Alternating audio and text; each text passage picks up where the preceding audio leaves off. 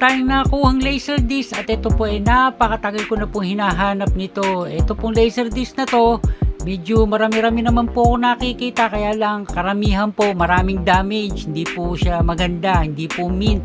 Kung di naman po may damage, napakamahal naman po. At saka po kung hindi naman po ganun, nakapackage po siya, kailangan po lahat bibili nyo, napakamahal po. At ito po siya, Star Wars The New Hope. Ito po, panalong panalo, diba? Yan widescreen edition. Yan po yung spine, hindi na po natin makikita. Yan, ito po yung likod. Ayun po, ayan, New Hope, diba? At ito po napakaganda po kung makikita nyo po yung harapan niya. Kasi karaniwan po yung pong pinaka Laserdisc nagbabakat po dyan, nagkakakorte po dito. Ito po talagang maganda po siya, di ba? Panalong panalo. Buti po na-tsempohan natin to. At ito po naka-gatefold po ito. Iyan po. Bubuksan po yan sa gitna. Yan.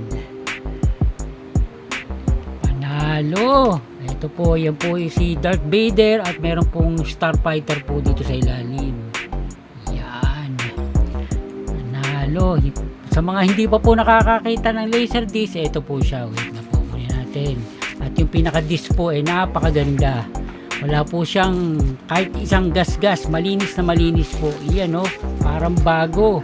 Diba? Yan po siya kumbaga parang malaking DVD kasi laki po ng vinyl. Ayan. At saka po ito kabilaan. Kaya po pag manonood po kayo at natapos na po itong side na to, babalik ta rin nyo po ito. Pagka medyo mahaba-haba po yung pelikula, karaniwan po 2Ds hanggang 3Ds po meron, babalik taran po yan. Kahit po sabihin yung auto reverse, magpapalit pa rin po kayo ng disc. Hindi po katulad ng DVD, mula simula hanggang sa matapos yung pelikula, isang disc lang po, wala pong babalik ta rin. Yan. At yung pong mga kasama po nito, ito po sila. Wait na po. Yan po yan yung Empire Strikes Back at saka po itong Return of the Jedi. Yung pong A New Hope po doon, yan po yung papalitan natin. Ibang version po yan mga kasama po niyan, ito yan yung natatakpan po. Yan po Return of the Jedi. Kulang naman po tayo dyan ng Empire Strikes Back, kaya yun po naman ako hahanapin pa po natin. Yan, ito pa po yung mga box set natin na medyo mahirap talaga pong hanapin. Ito po VHS po yan, nasa taas VHS. Ito VHS din po yan. Yung po nasa ibabaw VCD po yun.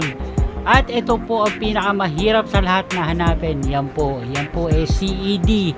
Yan po napakahirap po niyan dahil hindi po yan talaga lumabas sa Pilipinas. Kaya yan, tiyempuhan po kung talagang meron kayo makikita yan, kunin nyo na kagad dahil wala po kayo talagang makukuha yan. Ayan, diba? Ayan mga ka-HT, ito po yung ating bago lang hanggang sa ngayon, hanggang sa susunod na video. Thank you!